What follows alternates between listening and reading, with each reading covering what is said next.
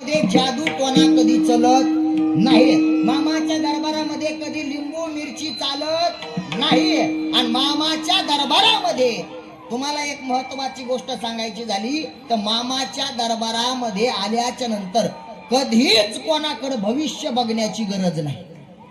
ज्याच्या डोक्याला माझ्या मामाचा भंडारा लागला त्याच्या मागची साडीसाठी गेल्याशिवाय राहत नाही। भंडाऱ्याची ताकद आहे, भंडाऱ्याची ताकद आहे। बऱ्याच आता तुम्हाला किती अनुभव सांगावं। मामाच्या दरबारामध्ये अनेक जणाला अनुभव आलेले आहेत मामा, पण आवाज काय आला नाही, पूर्ण आवाज गेला होता। मग मी दवाखान्यात गेलो, डॉक्टर साहेबांचा सल्ला घेतला। डॉक्टर साहेब म्हणले तुमचे रिपोर्टही नॉर्मल आहेत आणि जे मेडिसिन सर्वात भारी आहे तुम्हाला ते आम्ही दिले बी, पण महाराज तुम्हाला काही गुण आला नाही। आता शक्यतो डॉक्टर साहेबाचा याच्यावर जास्त विश्वास नसतो, पण भाग्यवान साहेब की खरं बाळूमामावरती विश्वास आहे त्यांचा। आता ऐका, बऱ्याच जणांचा विश्वास नसतो आणि असं म्हणल्याच्या नंतर मी आता साहेब कराव काय, त्यावेळेस त्या साहेबाच्या मुखातून सहज वाक्य निघून गेलं। म्हणले महाराज जिथं आपलं नशीब कामाला येत नाही, जिथं दवा कामाला येत नाही तिथं दुवा कामाला आल्याशिवाय राहत नाही। तुम्ही आता तुमच्या देवाला काहीतरी साकडं घाला। पंढरपूरच्या पांडुरंगाला दर्शनाला निघालो आणि पंढरपूरच्या पांडुरंगाच्या दर्शनाला निघाल्याच्या नंतर सहज चंद्रे भागवतमधून मी जात होतो बघा। वाळवंटातून चालत जात असताना असा डोक्याला पिवळा फेटा बांधलेला, हातामध्ये त्याच्या काठी होते आणि खांद्यावरती घोंगड होतं। दिसायला जर पाहिलं तर एकदम असं म्हातारा माणूस असं बसलेलं वट्ट्यावरती। आपलं पुंडलिकरायाचं मंदिर आहे ना साईडच्या वट्ट्याला, पुंडलिकरायाचं दर्शन घेतलं आणि मी समोर जात असताना अगदी कणखर आवाजामध्ये मला त्यानं आवाज दिला, हे महाराजा। मी म्हणलं अरे बापरे, एक तर मला महाराजा म्हणणारा माझ्या गावातला आजा, नाही तर गावातले वडीलधारे माणसं पुन्हा कोणी महाराजा म्हणत नाही। महाराज म्हणतील, पावली म्हणतील, पण महाराजा कोणी म्हणत नाही। मी म्हणलं हा आवाज कोणाचा, आणि मागे वळून पाहिलं। मी म्हणलं बोला बाबा काय आहे, लय तोऱ्यात चालले म्हणले, यावं जरा इकडं, आमच्या बशी बी म्हाताऱ्या माणसा बशी बसलं पाहिजे। आता म्हणलं मामा मला पांडुरंगाच्या दर्शनाला जायचंय। अहो जाता येईल, तो बी ठोबा का कुठं पळून जाणार आहे का, आमच्या जवळ बसा जरा। आणि बसल्याच्या नंतर हातामध्ये भंडारा होता, त्यांच्या भंडारा कपाळाला लावला। म्हणले आम्हाला जरा गायन करून दाखवा, तुमचा आवाज लय गोड आहे म्हण। मी म्हणलं बाबा माझा आवाजच बसलाय, काऊन नाही बसायचा? अरे नाही, त्याला नाव ठेवतो आणि कोणाचा उद खरत भरतो, पुरा आवाज द्यायला पाहिजे होता। म्हणलं अरे बापरे, म्हणलं बाबा म्हणू नका, जर माझा आवाज बसला आणि आवाज जर गेला तर मी जगू शकत नाही, कारण माझं जीवन पूर्ण आमच्या कंठावर आहे। आता असं कसं होईल? असं म्हणल्याच्या नंतर ते बाबा बोलू लागले मला, म्हणले महाराज अहो या जगामध्ये जोपर्यंत चंद्र सूर्य आहे तोपर्यंत संतांचं अस्तित्व जिवंत आहे। अहो आळंदीचे ज्ञानोबराय आजही आहेत, देहूचे तुकोबराय आजही आहेत, पैठणचे नाथ बाबा सुद्धा आजही आहेत, आणि माझा आदमापूरचा बाळू मामा सुद्धा आजही आहे। असं म्हणता क्षणी मग मी जरासं उठायला लागलो, कारण मामाला मी मानणारा नव्हतो। मी म्हणलं ज्ञानोबरायला मानत, तुकोबरायला मानत, पण मामा आहेत हे मला मान्य नाही। त्या क्षणाला त्यांनी माझा हात धरला आणि हात धरून माझ्या हातामध्ये हा मेंढी माऊलीचा दोरा बांधला। मेंढी माऊलीचा हातामध्ये माझा हा धागा बांधला आणि धागा बांधून सांगितला आहे, आता कुठंही कीर्तन कर आणि कितीही मोठ्यानं गायन कर, आवाज जर तुझा बसला तर परत माघारी मला तोंड दाखवू नको, आणि तुझा आवाज जर चांगला झाला तर आदमापूरला जाऊन मामाचं दर्शन घेऊन ये। कोण होतं मला माहित नाही, त्या दिवशी बसून येळा दोनही कीर्तन केले आणि दही खाल्लं लिंबू खाल्लं तर अजून आवाज बसला नाही। असे अनेक उदाहरण तुम्हाला देता येतील। माझ्या मामाच्या दरबारामध्ये प्रत्येकाला आलेले गुण आहेत बघा। आमच्या गावाकडं एक छोटस गाव आहे आणि त्या गावामध्ये नागेशराव पाटील एक व्यक्ती आहे, स्वतःला जमीन नाही काही नाही, गरीब माणूस होता, मायबाप लहानपणी वारलेले, आत्यानं सांभाळ केलता त्याचा। पण काही दिवसानं मोठा झाल्याच्या नंतर आता घरामध्ये काम जर केलं तर मायबाप बी सांभाळतात, काम नाही केलं कोणी सांभाळत नाही। आत्याच्या घरातून त्याला काढून दिलं, एकटा राहायचं। काय करावं आता, एकटा राहायचा, कोणी नाही म्हणलं आपल्याला। कोणी नाही म्हणून एक वेळेस गावामध्ये आमच्या बाळूमामाची पालखी आली आणि बाळूमामाची पालखी आल्याच्या नंतर त्या नागेशला वाटलं आता ह्या मामाच्या पालखीमध्ये कमीत कमी आपले खाण्याची तरी सोय होईल. आणि मामाच्या पालखीमध्ये तुम्ही बघा सगळ्याच गोष्टी मिळतील आणि खायला सुद्धा मिळेल. आणि मामाच्या पालखीमध्ये फक्त खाण्यासाठी तो गेला. खाण्यासाठी गेला, दिवसभर मेंढे माऊलीच्या सोबत राहायचा आणि रात्रीच्या वेळेस मात्र जेवायचा. आणि योगायोगानं असं झालं की त्याचं भाग्य असं पालाटलं की त्याच्या आत्याला त्याची दया आली. आणि आत्याला दया आल्याच्या नंतर आत्याला वाटलं की ते काय झालं तर आपलंच म्हणले जवळ बोलू त्याचं लग्न लावून टाकलं बघा. आणि लग्न झाल्याच्या नंतर आता स्वतःला राहिला काहीच नाही म्हणून दोघंही पती पत्नी ऊसतोडीला कारखान्याला गेली. ऊसतोडीचा पैसा ज्या वेळेस त्यांना आला आता स्वतःला राहण्यासाठी काहीतरी असावं म्हणून 1 गुंठा जागा घेतली त्यांनी गावामध्ये. 1 गुंठा जागा घेतली आणि त्या जागेमध्ये पत्राचं शेड केलं. त्या शेड मध्ये 2 जण संसार करत होते.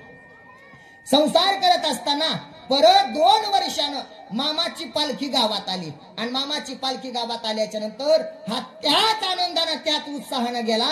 म्हणला मामाची सेवा मी एकदाच केली तर मामानं माझा संसार उभा केलाय, त्या मामाला आता विसरायचं नाही. सहपत्नी सहपरिवार दोघही पती पत्नी मामाच्या दरबारात गेले. मामाचा भंडारा खाल्ला, माझ्या बाळू मामाची आरती केली आणि तो भंडारा प्रसाद घेऊन घरी येऊ लागले. आणि सहज त्या नागेश पाटलाच्या पत्नीच्या मनात आलं का हो ज्यांच्या शेतामध्ये माझ्या मामाची पालखी उभा राहिली, ज्यांच्या शेतामध्ये माझ्या मामाची मेंढे माऊली गेली ते किती भाग्यवान असेल शेतकरी, किती भाग्यवान असेल तो शेतकरी की ज्याच्या शेतामध्ये ती पालखी गेली.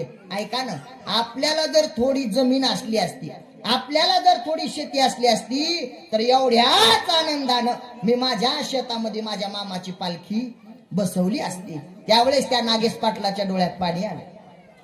अरे मामाच्या कृपाशीर्वादानं आपल्याला राहण्यापुरतं भेटलंय ना, आता माझ्या मामाला काही नाही मागायचं मला. आपण लोकांच्या शेतात काम करू. अरे असू दे कोणाच्याही शेतात पालखी मामाची पालखी कोणाच्याही शेतात असू दे, फक्त मामाची सेवा मात्र आपण दोघं करू. जोडीनं आपण माझ्या मामाच्या दरबारात जायचं, सेवा करायची. पण तिच्या मनामध्ये एकच, माझं मला जर जमीन असली असती तर मामाची पालखी माझ्या शेतात असली असती. डोक्यामध्ये एकच. आणि पाहता पाहता योगायोगानं असं झालं. आता जसं बघा हे पावसाळ्याचे दिवस आहेत का, पण तरी बी चालू झाला का नाही. कीर्तन सुरुवात व्हायच्या अगोदर वातावरण बिघड होतं का नाही, कीर्तन चालू झाल्यावर शांत झालं का नाही. आता संपल्यावर मी गॅरंटी देणार नाही. आता सध्या तर शांत आहे नाही, कीर्तनाची पावर आहे बघा. मला तुम्ही ओळखीलच नाही, मी लय मोठा माणूस आहे पण तरी लक्ष देऊन ऐका. कारण महाराजांनी सांगितलं माझ्या मनात आहे हो एकदा तरी मामानं माझ्या शेतामध्ये बसावं, पण जमीन नाही काय करावं. हट्ट धरून बसली. नागेश पाटील मात्र दुःखामध्ये मामाच्या पालखी तळाव गेले. आणि असा अचानक पाऊस चालू झाला. आणि पाऊस चालू झाल्याच्या नंतर काळ्या जमिनीमध्ये मेंढी माऊलीला बसता येत नाही, त्या ओल्या जमिनीमध्ये चिखलामध्ये पालखी ठेवता येत नाही. मग जेवढा रोड होता त्या रोडवरती पालखी तळ ठोकलं. सर्व मेंढ्या माऊलीला जाळी लावली आणि सर्व मेंढ्या माऊली त्या रोडवरती. पण मामाची पालखी ठेवायची कुठं. गावातल्या मोठमोठ्या माणसाला विचारलं पण कधी कोणाची दुर्बुद्धी कामाला येऊन सांगता येते का. सर्व म्हणले आमच्या इकडे करता आम्हाला वेळ नाही, कारण आम्हाला आमच्या दरबारामध्ये आमच्या घराजवळ एवढा उत्सव आम्हाला करता येणार नाही. शेतात आम्ही करू पण घराजवळ नाही. आता मामाची पालखी सर्व गावकऱ्यांना प्रश्न पडला, सर्व मेंढी माऊलीच्या सेवे करायला प्रश्न पडला. पण जे पालखीचे कारभारी असतात ना ते कारभारी मात्र त्या नागेश पाटला जवळ गेले. अहो दुःखात तुम्ही येतय आणि दुःखात आम्ही बी येत. म्हणले तुम्हाला कशाचं दुःख आहे. म्हणजे आम्हाला एकच दुःख आहे, आता एवढ्या पावसामध्ये मामाची पालखी ठेवावी कुठं ही जागाच नाही, आता काय करावं. नागेश पाटलांना सांगितलं ऐका माझी 1 गुंठा जागा आहे, ते 1 गुंठ्या जागेवरती मामाची पालखी ठेवतान का. अहो म्हणले मग मेंढी माऊली या साईडला आणि पालखी त्या साईडला. म्हणले काय हरकत नाही, पण माझ्या तेवढ्या जागेमध्ये मामाची पालखी ठेवा. अहो राहतं घर 2 तासामध्ये त्यानं पत्राचं शीड पूर्ण उखळलं आपला पसारा रोडवरती ठेवला, घरातलं पूर्ण साहित्य रोडवरती ठेवलं आणि माझ्या मामाच्या पालखीसाठी आपली जागा रिकामी करून दिली, स्वतःचं घर उद्ध्वस्त केलं आणि मामाच्या पालखीसाठी त्यानं जागा निर्माण केली. ज्या वेळेस पालखी माझ्या मामाची दरबार, माझ्या मामाचा दरबार त्या नागेश पाटलाच्या 1 गुंठ्या जमिनामध्ये बसला ना, त्यावेळेस त्या नागेश पाटलाची पत्नी आरती करत असताना रडत होती. म्हणली, मामा अहो माझ्या मनामध्ये मेंढी माऊली माझ्या शेतात यावी असं वाटत होतं, पण माझ्या राहत्या घरी स्वतः तुम्ही आलात. हे आता घर माझं नाही, तर हे माझं घर बाळू मामाचं मंदिर झालेलं आहे. हे माझं घर माझं नाही राहिलं. आता इथं काय झालं, बाळू मामाचं मंदिर. आणि ज्या वेळेस तिथून पालखी पुढे निघाली ना, नागेश पाटलानं तिथं राहण्यासाठी नाही तयार झाली. म्हणले, ज्या ठिकाणी माझ्या मामा राहिले त्या ठिकाणी मी संसार करणार नाही. अहो त्याच पत्राच्या शीड मध्ये नागेश पाटलानं माझ्या बाळू मामाची एक छोटासा फोटो मांडला आणि मामाची सेवा करायला लागले. म्हणले, आता मामाचा दरबार हाच माझा संसार. आता नागेश पाटलाची पत्नी आणि ते मात्र दोघं जण संसार करू लागले. दोघही जण माझ्या मामाची सेवा करू लागले. रात्रंदिवस मामाची सेवा करायची. आणि पाहता पाहता असं झालं, मामाच्या दरबारामधली विशेषता, त्या भूमीमधली विशेषता, एखादा जर दारिद्र्य असल आणि त्यानं जर तिथं जाऊन दर्शन घेतलं तर त्याच्या मागचं दारिद्र्य निघून जाऊ लागले. ज्यानं नारळ जर बांधलं तर त्याचा नवस पूर्ण होऊ लागला, निपुत्रिकाला पुत्र होऊ लागले, ज्याला संतान नाही अशाला संतती होऊ लागली. आणि पाहता पाहता तो दरबार एवढा वाढला की त्या पत्राचं शीडचं 10 लाखाचं मोठं मंदिर बनलं. आणि त्या मंदिरामध्ये आता दर आमुषाला भंडारा होतो. 1 गुंठ्याचा मालक नागेश पाटील आज 31 एकरचा मालक झाला. हे मामाची सेवा आहे, ही मामाची सेवा आहे. आणि त्या 31 एकर मध्ये जेवढं काही धन निघत असेल, जेवढं काही पीक निघत असेल, त्या पिकातला 1ही रुपया संसारासाठी खर्च करत नाही. पूर्ण पैसा हे मामाच्या भंडाऱ्यासाठी, उत्सवासाठी खर्च करणारा हा नागेश पाटील. असे अनेक भाविक भक्त तुम्हाला बघायला भेटतील. अनेक स्वतः माझ्या मामासाठी जीवन उद्ध्वस्त करणारे आणि माझ्या मामावरती विश्वास ठेवणारे. कारण या जगामध्ये मामाशिवाय आपण कोणावरही विश्वास ठेवा. संतांचे पायी हा माझा विश्वास,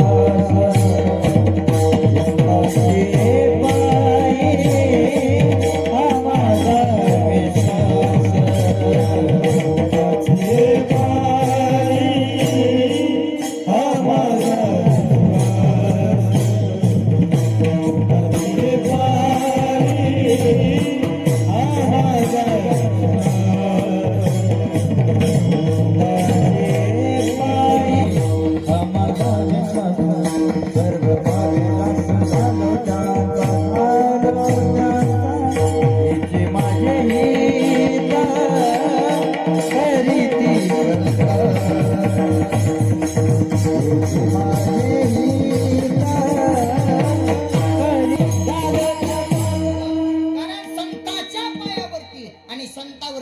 विश्वास पाहिजे. आजही आता बरेच जणांना वाटतं अहो संत आज या जगात आहेत का? अहो सर्व संत आजही तुमच्या आमच्या मध्ये आहेत. माझे बाळू मामा सुद्धा आपल्या प्रत्येकामध्ये आहेत. मग मामा आहेत तरी कुठं? आता तुम्हाला कोणाकोणाला अनुभव आलाय मला माहिती नाही, पण मला अशी गॅरंटी आहे की या मंदिराजवळ असाही एक मोठा नाग आहे, असाही एक मोठा नाग आहे की जो मामाच्या विरोधात येतो, जो इथं कपट भावना घेऊन येतो, त्याला असं बी दर्शन देतो, असं बी दर्शन देतो की 3-3 दिवस त्याला सुधारणार नाही, एवढा मोठा नाग आहे या दरबारामध्ये. आता कोणाला अनुभव आलाय त्याला अनुभव आला असेल. कारण आजही मामा शेषाच्या रूपामध्ये प्रत्येक ठिकाणी आहे, प्रत्येक ठिकाणी. म्हणून बघा याच्या ठिकाणी वर्णन आहे. या डोंगरी भागाला,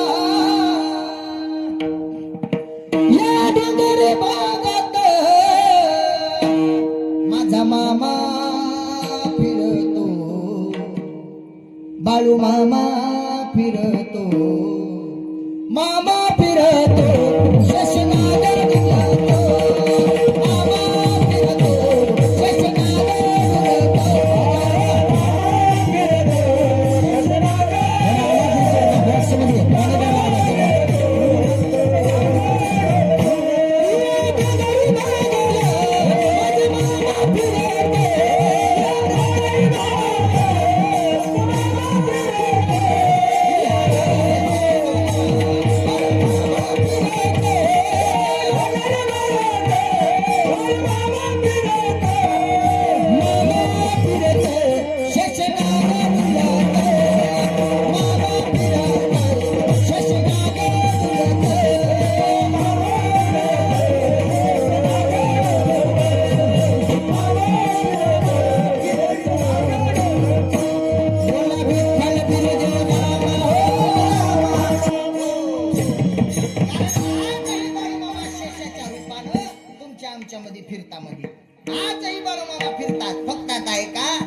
मामाचं रूप चांग भलं, चांग भलं. वा नाही बघा भक्त चालू म्हणून मी जास्त म्हणत नाही. आता लक्ष देऊ नये का म्हणजे आजही मामा तुमच्या आमच्यामध्ये वावरतात, प्रत्येकाला आशीर्वाद देतात. मग ऐका ना महाराज काय केलं संताची क्रांती काय. माझे ज्ञानोपराया अजूनही लक्ष देऊ नये का माझे ज्ञानोपराया अगोदर रेड्याला कळाले पण माणसाला कळाले नाही. ज्ञानोपराया अगोदर रेड्याला कळाले माणसाला कळाले नाही. रेड्या मुखी वेद बोलविला गर्भ तुझ्यांचा हरविला. माझे ज्ञानोपराया अगोदर निर्जीव भिंतीला कळाले पण माणसाला कळालं नाही. चालविले हरली चांगयाची भ्रांती. आज ऐका तुकोबरायाचं गाठ्याचं महत्व दगडाला कळालं नंतर माणसाला कळालं. आणि माझ्या बाळू मामाचं महत्व मेंढी माऊलीला कळालं, गाढवाला कळालं, कुत्र्याला कळालं आणि नंतर माणसाला कळालं. अहो कोणाला विरोध केला नाही. मामाला सुद्धा विरोध केला, संताला प्रत्येक संताला विरोध केला. पण माझ्या मामाच्या दरबारामध्ये जो कोणी शरण आला माझ्या मामानं मायेच्या अंतःकरणाला त्याला माफ केलं. आजही तुम्ही बघा बरेच जण म्हणतात महाराज अहो आम्ही आमच्या शेतामध्ये मेंढी माऊली जसं आणली तसं आमच्या शेतातलं उत्पन्न वाढलं. कोणी कोणी शेतामध्ये येऊ देत नाही तर त्याचं उभं पीक जाळल्याशिवाय राहत नाही. पण ऐका लक्ष देऊन बरं ज्याचा विश्वास आहे जे याला अंधश्रद्धा समजत असेल तुम्ही याच्याकडे येऊ नका बाबा. पण एखाद्याची भावना दुखल असं वर्तणूक करू नये. मला एक वाटतं जी गोष्ट आपल्याला आवडत नाही आपण तिचं तोंड बी बघायचं नाही. पण जी गोष्ट ज्याची भावना आहे त्याचं मन दुखल असं मात्र कधी वागायचं नाही. आजही तुम्ही बघा अहो मामाच्या दरबारामध्ये हा परमार्थ चालू आहे. ह्या परमार्थ करणाऱ्या वारकऱ्याला जर तुम्ही नाव ठेवत असताल तर आपल्या जीवनामध्ये काय तथ्य आहे. आणि संसारामध्ये तुम्ही बघा संसारासारखं भामट या जगात दुसरं काहीच नाही. संसार तुम्ही करता संसार आम्ही करतो पण प्रत्येक जण बघा तुम्ही संसारामध्ये खोट्या गोष्टीशिवाय दुसरं काही बघायला भेटणार नाही. आजही तुम्ही बघा संसारामध्ये आता इथं बऱ्याच जणी अशा माता माऊल्या येतात की लग्नाच्या अगोदर यांना अशी बोली केलेली होती शेतात काम करायचं नाही, अजिबात शेतात जायचं नाही, फक्त आरामात घरी राहायचं, शेतात काम करायचं नाही. कारण आमच्या शेतामध्ये आम्ही काम करण्यासाठी बाया लावतो. तुमच्याकडे काय म्हणतात बायात ना. आम्ही आमच्या शेतात काम करण्यासाठी बाया लावतो. आमच्या घरच्या बाया शेतात काम करत नाहीत. हे लग्न होईपर्यंत म्हणले आणि लग्न झालं जसं तुम्हाला घरी आणलं की बायात बंद झाल्या. सगळ्याला तुम्हाला कामाला जावं लागलं. हे एवढं खोटं बोललेले तुम्हाला. अहो एवढं खोटं तुम्हाला अजून काय सांगू. संसारामध्ये आपण एवढं खोटं बोलतो. आता आपल्याकडे कापूस आहे ना कापूस दिसायला. आता लक्ष देऊ नका संसाराची विशेषता. या संसारामध्ये तुम्ही बघा महाराज म्हणतात सुखाचा विचार नाही कोणी. इथं सुखाचा विचारच नाही. कारण दुःख बांधवडी आहे हा संसार.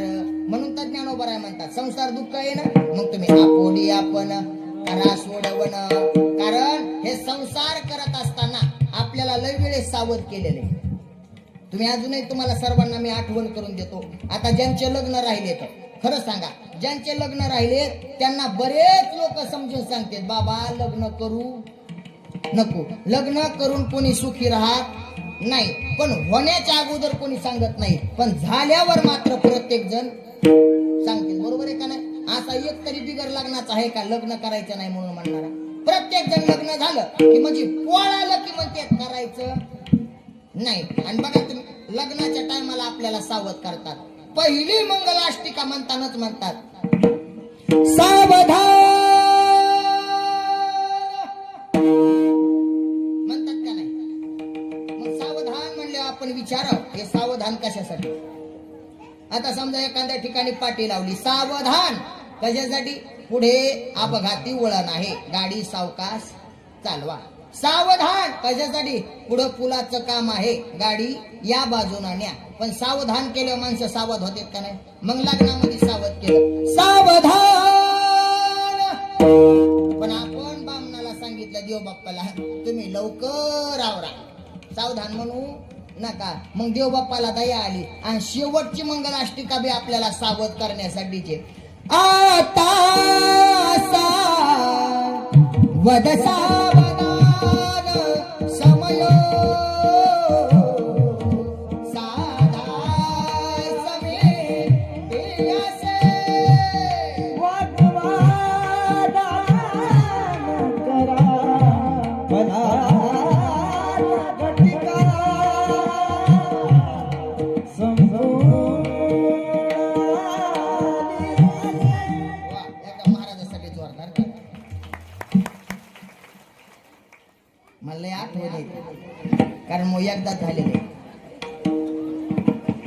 पण आता देव बाप्पा एवढं सावध करतात आणि एवढं सावध करून साहेब आपण सावध होत नाही आणि आपण सावध होत नाहीत म्हणून मग देव बाप्पा रागाने म्हणतात वाजंत्री बहुकल बलान करणे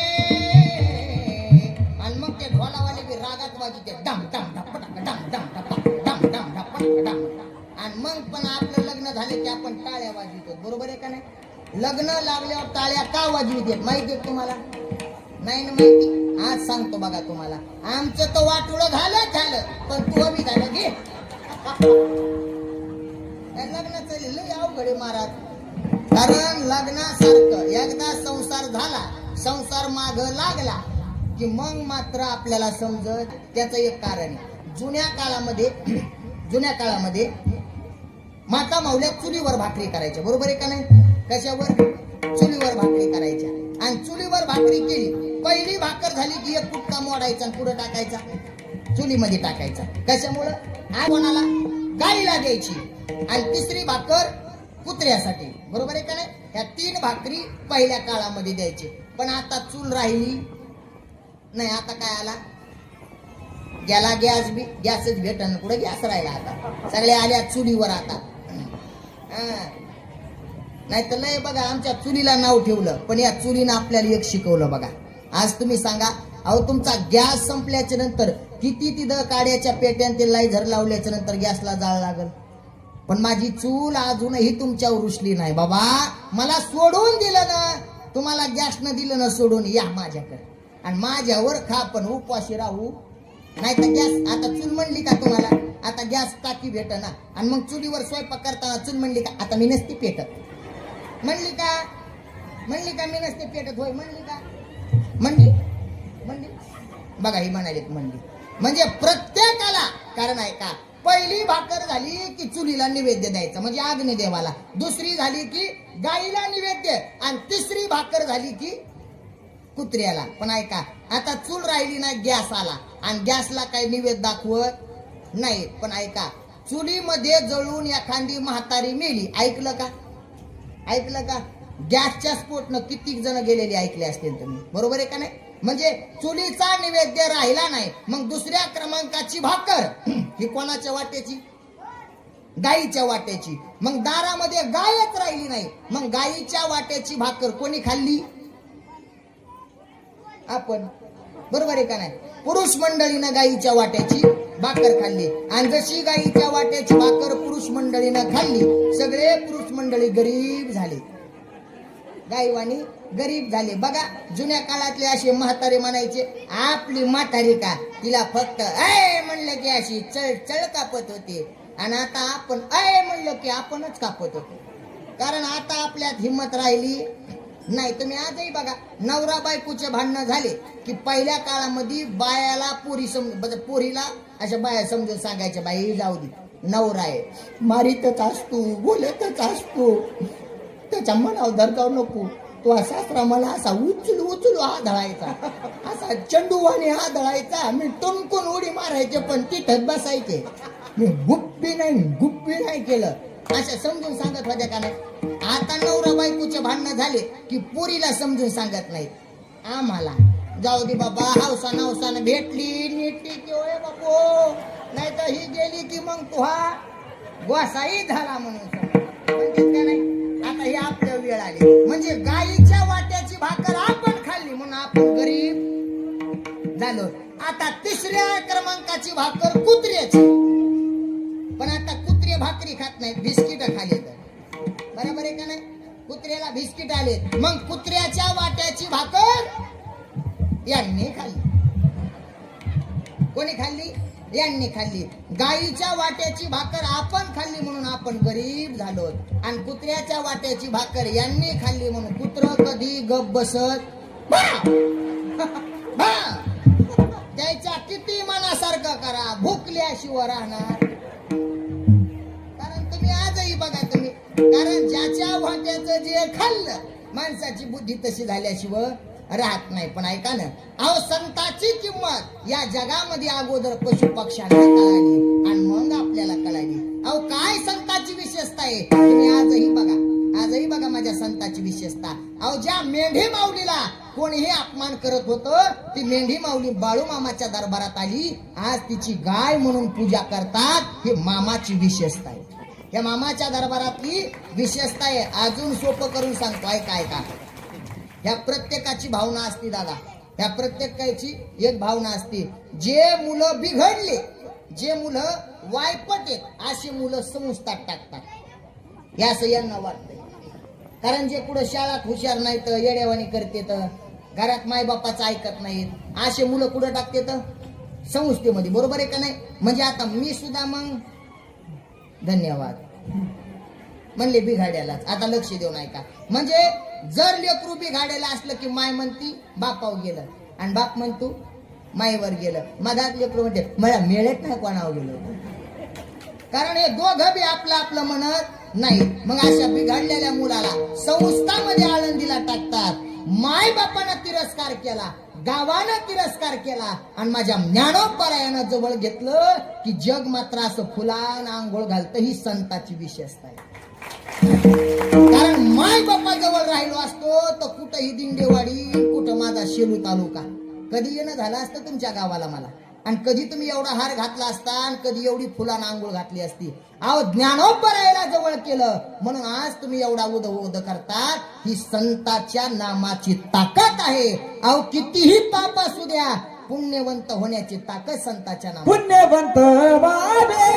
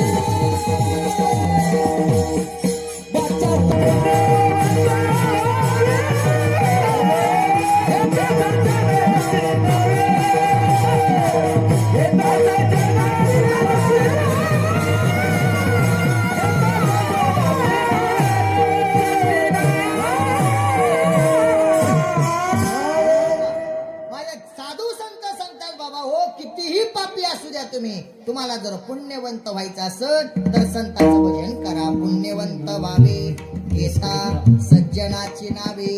अहो संतांचं जर भजन केलं, संतांचं जर नामस्मरण केलं ना, तर खऱ्या अर्थानं आपल्या जीवनाचं सोनं झाल्याशिवाय राहणार नाही. कारण संतांच्या भजनामध्ये तेवढी ताकद आहे बघा.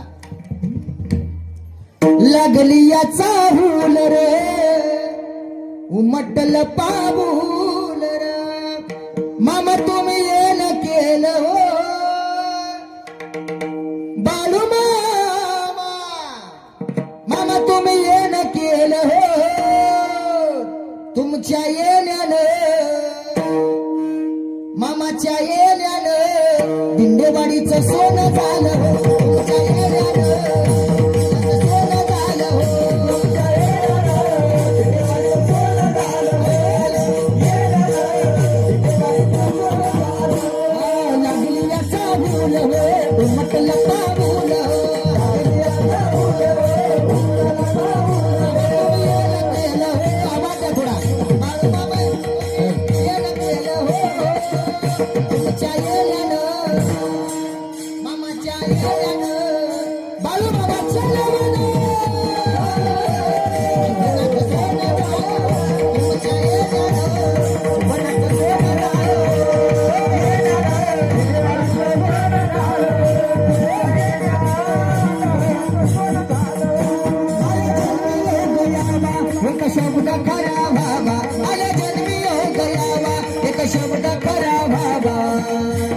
माझं मरण येण्या आधी मला बाळू मामा घावा, माझं मरण येण्या आधी मला बाळू मामा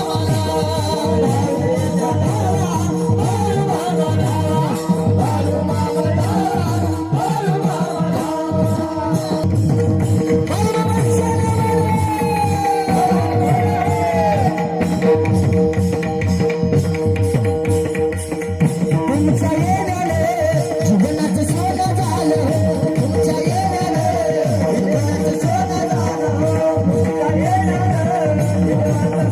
झालं, तुमच्या येण्याने जीवनाचं सोनं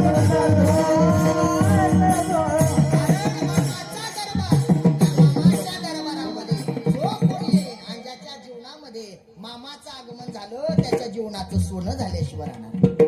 मग आता ऐका, मामाच्या कारण मामाच्या दरबारामध्ये जो कोणी आला त्याचं जीवनाचं कल्याण झालं. मग आता लक्ष देऊन ऐका महाराज, पुण्यवंत होता येतं मामाच्या नामस्मरणानं. परत मामाच्या नामामध्ये, संताच्या नामामध्ये अशी ताकद काय आहे? अहो काय सांगाव संताच्या नामाची ताकद. महाराज म्हणतात, अहो रेड्याचा उद्धार होतो, मेंढी माऊलीचा उद्धार होतो, निर्जीव भिंतीचा उद्धार होतो, आणि जड जीवाचा उद्धार जर होत असेल तर महाराज नेघे माझी वाचा तुटे महालाभ पुकासाठी. एवढा फायदा जर संतांच्या भजनानं होत असेल. परत एक महत्वाची गोष्ट बरं काय, ज्यानं संतांची संगत केली त्याला जगात दुसरं कोणाची संगत करायची गरज नाही. आता हा खांब लोखंडाचा आहे, हा खांब लोखंडाचा आहे. या लोखंडाच्या खांबानं जर लोखंडच राहिलं तर एक दिवस या लोखंडाची काय होणार आहे? माती होणार आहे. पण या लोखंडानं जर परिसाची संगती केली तर या लोखंडाचं काय होणार आहे? सोनं होणार आहे. तसं तुम्ही आम्ही जर संतांची संगती केली तर तुमच्या आमच्या जीवनाचं सोनं होणार आहे. पण आपण नाही त्याची संगती केली तर आपली फजिती झाल्याशिवाय राहणार नाही. म्हणून ऐका, खऱ्या संतांच्या शब्दावरती विश्वास ठेवा, नाही त्या भामट्या गोष्टीवरती विश्वास ठेवायचा नाही. मला एक वाटतं, अहो जगाचा मालक भगवान परमात्मा पांडुरंग परमात्मा असताना, आपले सद्गुरू बाळूमामा असताना तुमचा हात कोणाला दाखवायची गरज काय? अजिबात कोणाला काही दाखवायचं नाही. मामा जवळ यायचं आणि मामाचा आशीर्वाद घेऊन जायचा. मामाचा आशीर्वाद घेऊन जा, तुम्हाला कधी तुमचं भविष्य कोणाला दाखवायची गरज नाही. आणि जर भविष्य दाखवत पडता तर तुमची फजिती झाल्याशिवाय राहणार नाही बघा. कारण अनुभव आल्याशिवाय मी बोलत नाही. या जुन्या आजीला विचारा, आपल्या नवऱ्यासाठी एकच उपवास होता, वट पौर्णिमा सावित्रा, बरोबर आहे का नाही? वट पौर्णिमेचा उपवास होता ना, असं वडाला जायचं, वडापाव असं म्हणजे वडाला दोरा लावायचं ना, हा बरोबर आहे का नाही? आणि वट पौर्णिमेची वडाची काय करायची? पूजा करायची. की 7 जन्म हात मिळू दे, एकच पूजा होती ना. कोणी शोध लावला आणि कोणी नाही. आता ह्या 2-3 वर्षात ते आले बघा, ते चाळणी तोंड बघायचं. काय ते कोणता चौक? करवा चौक काय? गरवा चौक का काय? हा ते, हा करवा चौक ते आला बघा. असा चाळणी तोंड बघायचा. ते ज्याचं लग्न झालंय आता नवीन त्याला मोठा ताण आहे बरं काय. कारण जशी बायकून साडी घातली तसेच आपल्याला ड्रेस घालावा लागते. आणि तेवढ्यामध्ये ह्या दोघाची वेगळीच फजिती, फुटू काढणाराची वेगळीच फजिती. कारण त्या सणाचं महत्व, फोटो चांगले आले पाहिजे. आणि ते लय डेंजर आहे. मला ह्या वर्षीचा अनुभव आला. म्हणणार आपल्या बापजीन मी कधी नाही का बसा नाही म्हणलो. मग मी थांबलो. असं थांबल्याच्या नंतर तिने अशी चाळणी घेतली. त्या चाळणी दिवा, आता ज्याला ज्याला अनुभव आहे त्याला माहिती, असा चाळणी दिवा ठुला. फोटो नीट काढा. हा असं इकडे काय बघितलं आता? चंद्र बघितला ना. हा आता तसा चंद्र बघत बघत फोटो नीट काढा. बर आता तुम्ही एक सांगा, चंद्र दिसायला एवढा सुंदर आणि हिचा चंद्रकांत एवढा येडपट, त्या चंद्राची ह्या चंद्राची जोड लागल का? लागल का? पण मला एक सांगा, मग एकूण इकडं बघत येतात आणि ती कुठं मिळू शकत नाही. म्हणून महाराज म्हणतात, विश्रांतीचा ठाव बाई संताची अभाव. कारण या संसारामध्ये तुम्ही विश्रांती शोधता तर या संसारात विश्रांती नाही हो महाराज. या संसार नगरी माई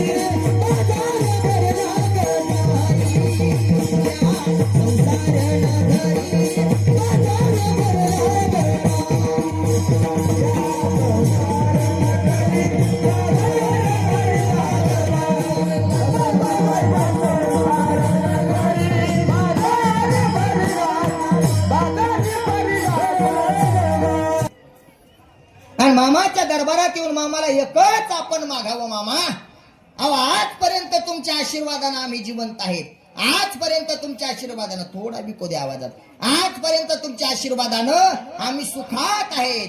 फक्त मामा आम्हाला एकच आशीर्वाद द्या की हे मन जेवढं निर्मळ आहे तेवढंच तुम्ही आमच्या मनात येत. एकदा का या मनामध्ये द्वेष निर्माण झाला मामाही राहत नाहीत आणि भगवंत या मनात देवनी गोपाळ नाही ते देवनी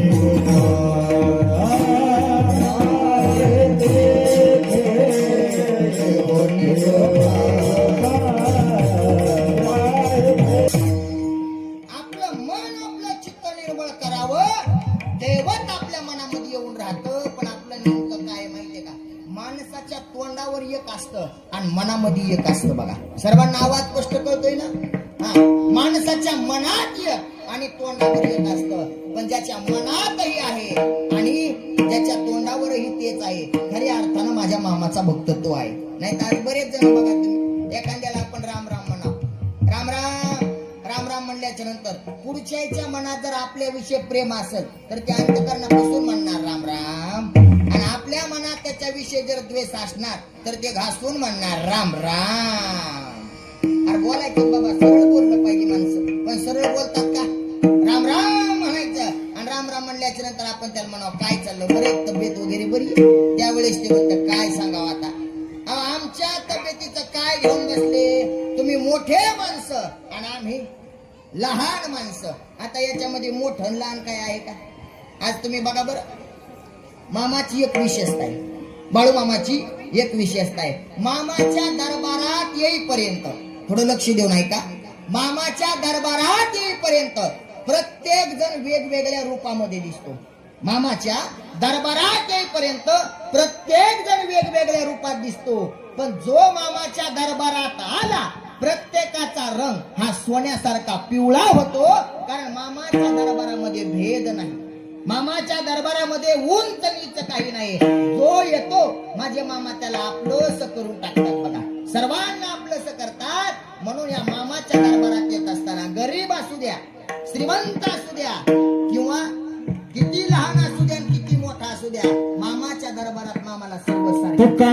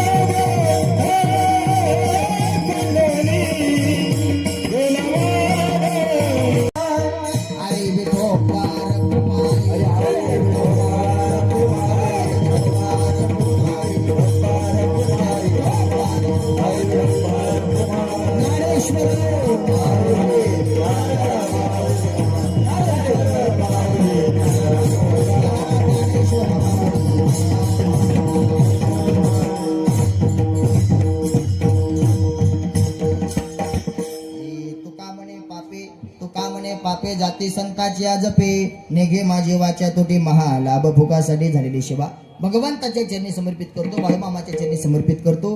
काही बोलण्याच्या ओघातून तुमचं मन अंतकरण दुखवलं असेल तर आपलंच लेकरू आपलंच बालक समजून माफ करताना अशी अपेक्षा करतो. खरे आणून तुम्ही सर्वांची माफी मागतो. कीर्तनाच्या साथ संगीसाठी सर्व महाराज मंडळ आहेत, एकदा यांच्यासाठी जोरदार टाळ्या. आमच्या शिवाजी महाराजांमुळे तुम्हा सर्वांच्या दर्शनाचा योग आला.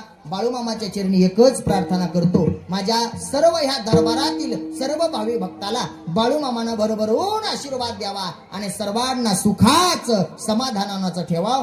एवढं बोलून माझ्या वाणीला पूर्ण विराम.